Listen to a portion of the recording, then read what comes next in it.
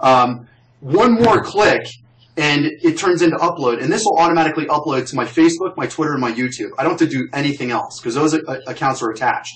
So as soon as I click that upload, it's now creating a content avalanche across the internet. If you think of like Ashton Kutcher is doing this, or Shaquille O'Neal or whoever, they've got a million followers, a couple million followers on their Twitter accounts. If they send up a tweet saying, I'll be on chatterspace.com/A+K or Shaq in 15 minutes, they're going to get 50,000 people to join them immediately, right? So of those 50,000 people, if you got 10% of them to be clicking the record button, that's 5,000 videos that are littering the internet, that are all being shared content that people can reshare, etc. And you're motivated to want to do that if you're a viewer, because you're not just recording this experience that you're watching, but if you have a video camera on your computer, we're actually going to record your stream and overlay it onto the video that we're creating, like a picture-in-picture. So it's going to personalize the experience. So it's like saying, so it's like walking to a book signing or something with a video camera and showing your perspective of it. But not just that, actually having another camera that's recording you experiencing this whole thing,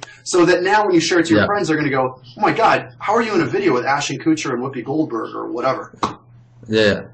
So, all right, I like that a lot. So, can I record it as a viewer and not as a broadcaster?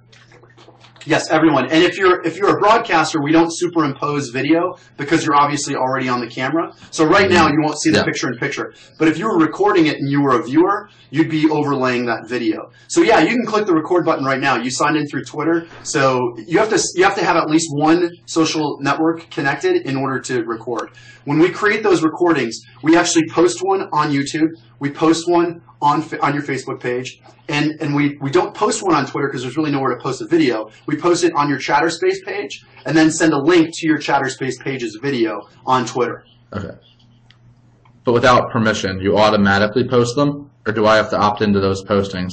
You're effectively opting in if you attach your social networks, right? You can go off and delete them at any time, right? You can delete it off your Facebook or your YouTube or whatever, but we're automatically posting. If we create too many of these opting in things, people just won't do it and they won't understand how. It's more of a beg for forgiveness kind of scenario. So they're automatically opt in if they connect their account, but they can't record and post to those accounts if they're not actually attached. Sure. We're trying to remove barriers for interaction. That's why we do that. Yeah, makes sense. So your tweets automatically show up here by default as long as you sync your Twitter. Right, the video in your tweets, exactly. So we'll send a link. So scroll down on the page and look on the right-hand side. You'll see recordings. I'm looking at. So that's exactly what you'll see. You'll get a link to that page where that recording is on your Twitter, and people can retweet that and whatever. They're going to send them back to video on your page. What are these events? So you can actually set up a video event.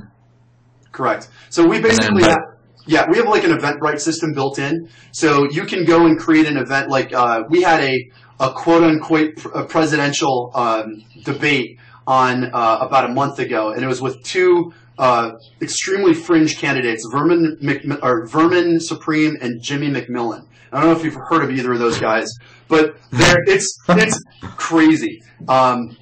These guys were calling it a debate is a stretch. I can send you an email with exactly with a little clip of it so you can see it. But it was actually set up by a guy at he's the chairman of the Yale Republicans Committee, and he knows Jimmy McMillan personally. So he set up this event and actually created one of those events before we even knew who he was. So it was a little bit of sort of like the early. So let's say I gave you a demo and then you told a couple friends. That's basically what happened. We gave a demo to somebody and he told some friends, and all of a sudden we saw an event that was set up on Chattrspace and none of us knew what it was.